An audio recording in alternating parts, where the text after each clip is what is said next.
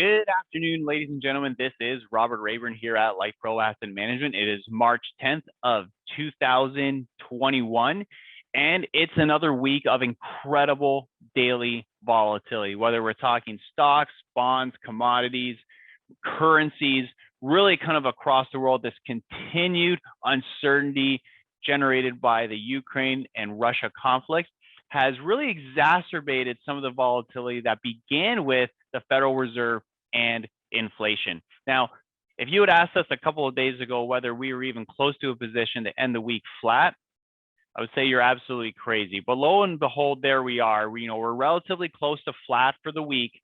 That being said, we have one more day left to go tomorrow on Friday. So we'll see what tomorrow brings. But the good news is over the long term, this current crisis, other crises that we may encounter in the future, generally speaking, have no real impact on the overall forward path of the fundamental development of the individual companies that we own and invest in. And that really gets us to this week's presentation, which we're calling the Russian bear. Now, why are we calling it that? Because we could argue that the origination of this current stock market correction or the NASDAQ bear market really isn't Ukraine and Russia. That's what really tipped the scales over the last month or so. But it started with inflation and the Federal Reserve and higher interest rates and all of those factors. But we're really calling it that because this is what needs to be resolved in order to exit the bear market or the stock market correction if you're focused on the S&P 500. So what we really want to do now is how do we use past crises as a template to frame buy and sell decisions? Is a crisis an opportunity or a risk? We want to address that this week. Number two, has anything changed with the actual companies you own? Have they gotten better, worse, or stayed the same? And what has price done? Number three, where are we with inflation? We know that oil is going to exacerbate the short-term measurements as it relates to headline CPI, but underneath the surface, what's going on? So how are crises generally perceived? We know that any crisis perceived in the past, we look back and we say, you know what, in the midst of every crisis lies great opportunity. But what is our ability to actually execute on that? It's hard because the human psyche, when you're seeing your account values drop, when you're seeing the news media saying the world's going to end, it's very hard to say, hey, this is a great opportunity. It's a natural human instinct of survival. But we have to fight that because in the current crisis, most people say, well, hey, guess what? This crisis is different. And this time it really is the end of the world. And we always kind of push back and say, well, guess what? If the world's going to end, who cares what your Apple stock is doing? We have to look through the crisis, through the noise of the media and say, are our companies doing better or worse? And we know there's always going to be another crisis out there. There's no shortage of headlines that are going to hit the stock market over a 1-2 week time period, 1-2 month time period, 1-2 quarter time period, right? Whether we're talking the massive earthquake in Japan back in 2011, US debt getting downgraded, European debt crisis, COVID, Russia-Ukraine war, two of them. There's no shortages. And if we had sold every single time that one of these headlines hit, this is the bull market that we would have sacrificed over really the last 12 to 13 year time period. And we don't think this is any different by any stretch of the imagination. And so the question we have to ask ourselves is it really different this time?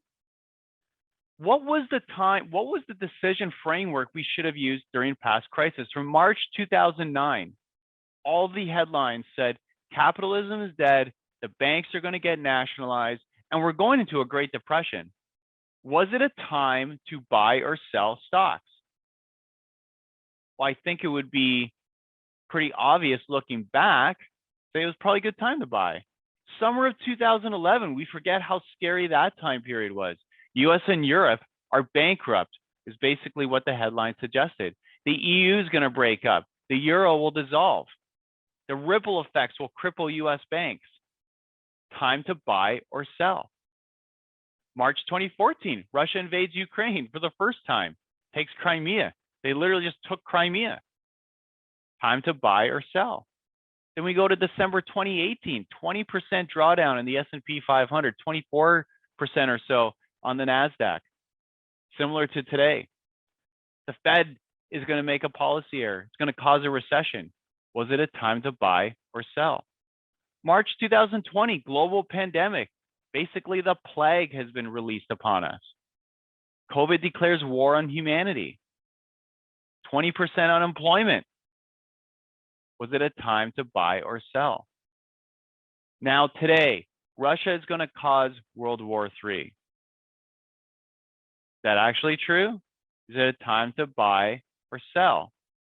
Look at the past to provide a template and then make a decision on that framework going forward. And give yourself some time. Time is the ultimate asset.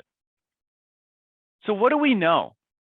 We know that the amount of 52-week lows is the most in 30 years. In fact, it surpasses 2008, it surpasses 2001, and certainly surpasses 2020 and 2018. But why is it so difficult? Because stock prices are down a lot. Inflation is high. It feels awful. And the world feels like it's ending, right? Especially if we look at any individual stocks, we look at our account values. But that's not the question in terms of how we should make the decision in terms of what happened in the past. The key question is what will happen next. And so the basic model that we come in is not a complicated one. We ask a simple question. What if the fundamentals of a company are getting better?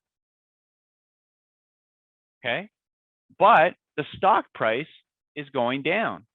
So if the fundamentals are going up and to the right, and the stock price is going down and to the right for reasons that the company itself can't control, could be macro related, such as Ukraine or Russia, or short-term concern over inflation and the Federal Reserve.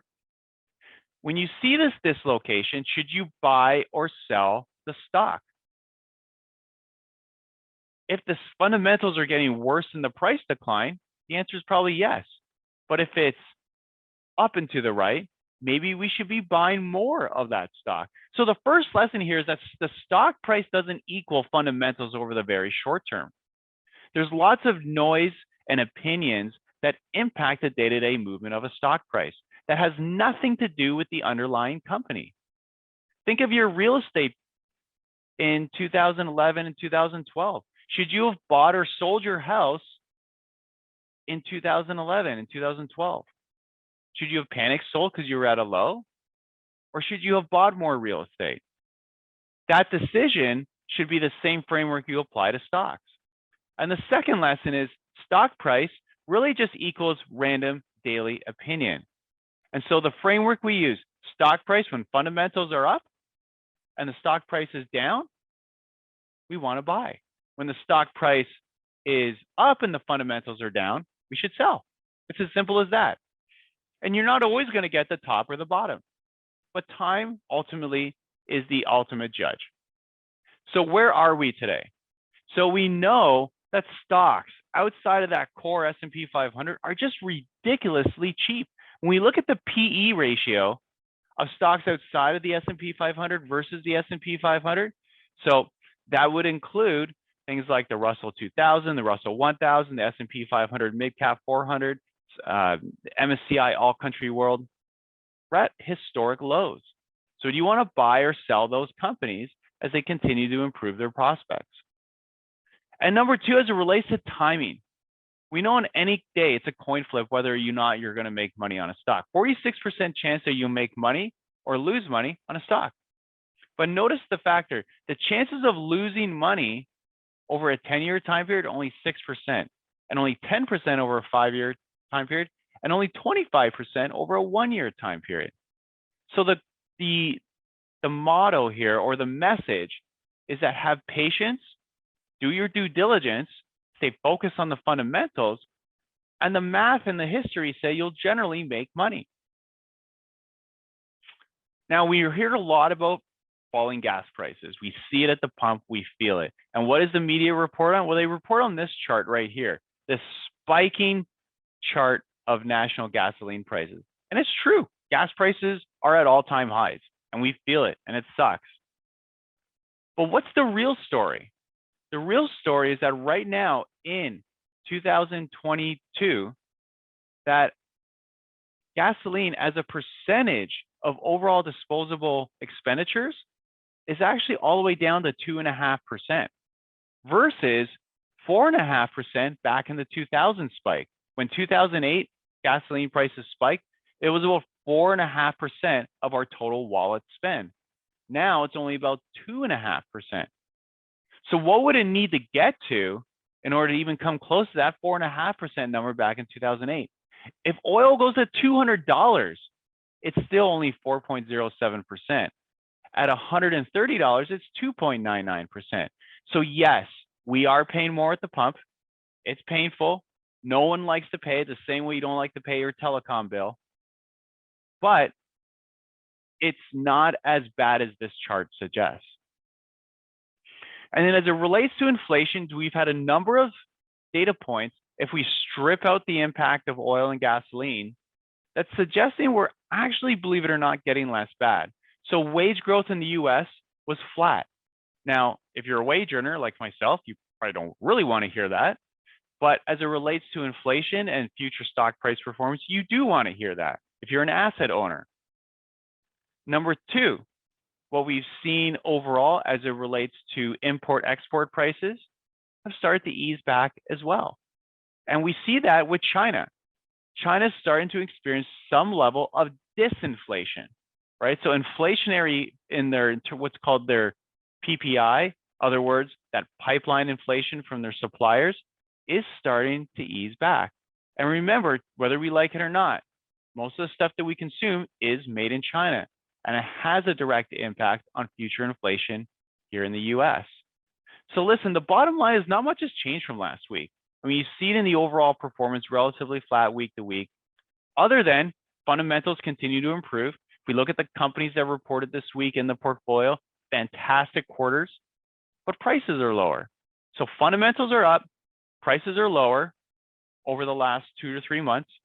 What does that tell you as it relates to buying or selling that stock? So as the fundamentals improve and prices drop, these stocks are becoming more attractive over a long period of time. We can't tell you the bottom's tomorrow or the day after. We do think those fundamentals continue to improve. We should view a crisis as a moment of long-term opportunity. And aside from oil, that core inflation and the factors around that continue to ease. So once again, thank you for all of your patience and your questions and your focus throughout this very volatile 3-month time period that we've been going through. If anyone has any questions, please do not hesitate to reach out to your advisor, and we'd be more than happy to assist you. Thank you again, and have a fantastic weekend.